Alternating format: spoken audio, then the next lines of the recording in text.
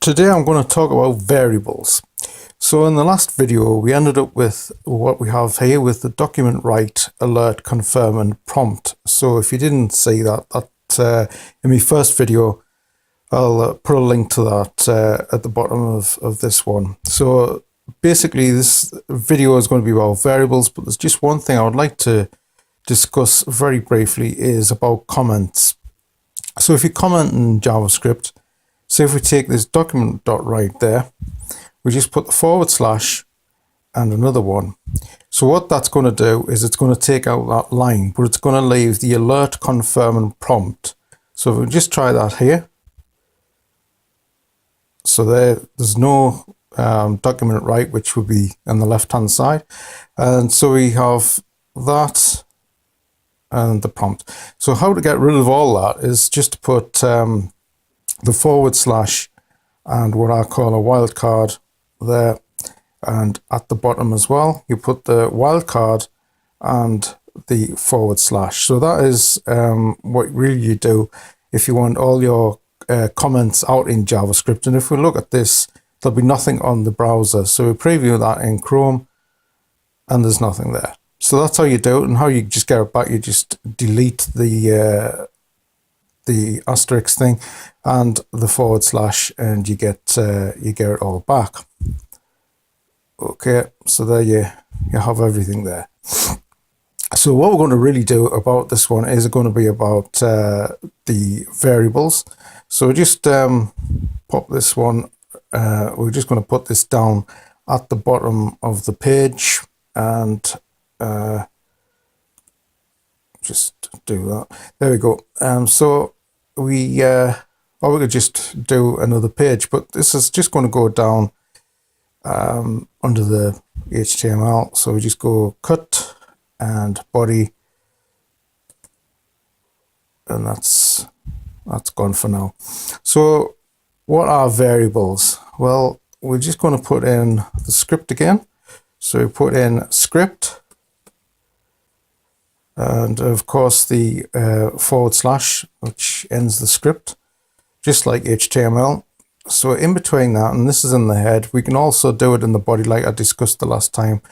The title for this, I'm going to put variable script.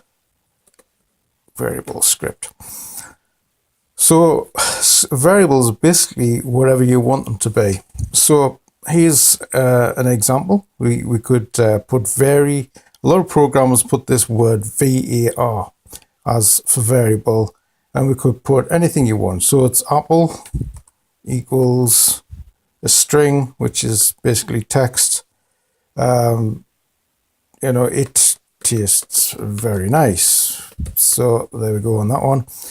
And then you could have another variable, vary pie equals yes it does. Yes it does. Okay, so they're variables. The thing with this is that you don't need the var word, so it would still work without it, but that's basically what most people do, and it's probably more correct doing that. So how to get that in JavaScript? Well, if you just did that, you'd have nothing on the screen, as you can see.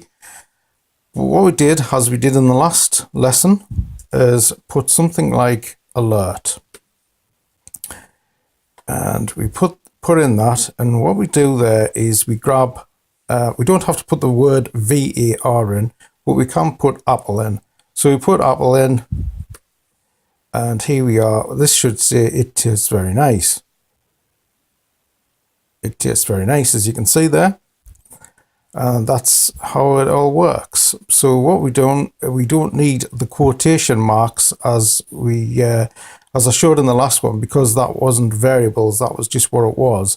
But the apple is the variable, and that just makes it so it's just what it's just doing is applying it tastes very nice. So if we add that and say just by the plus, as you can see there, and pie. So what we should have there is apple plus pie, and we just preview that.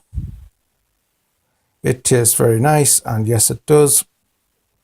So basically that is how we do that. And if we go in and we do document.write, write.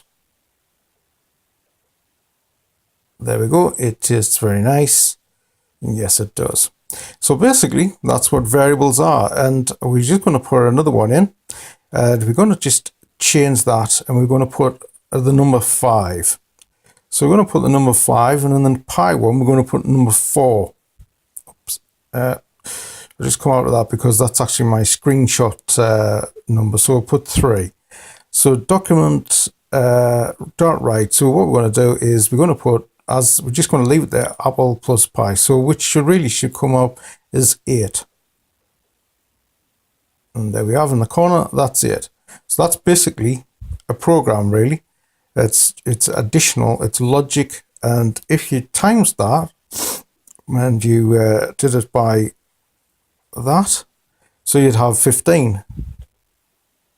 There we go in the corner. So we have 15. So that's basically, and this is just very, very quick maths on this. And that's basically what, what you do with variables. There's all sorts you can do with them really, but that's just a very, very basic of how you get them. So I hope you've learned something, and the next lesson, we're going to discuss functions, and we're going to actually go into a little bit of DHTML with using CSS, but it's going to be all very simple. But I hope you've enjoyed that. So thanks for watching, and thanks for listening.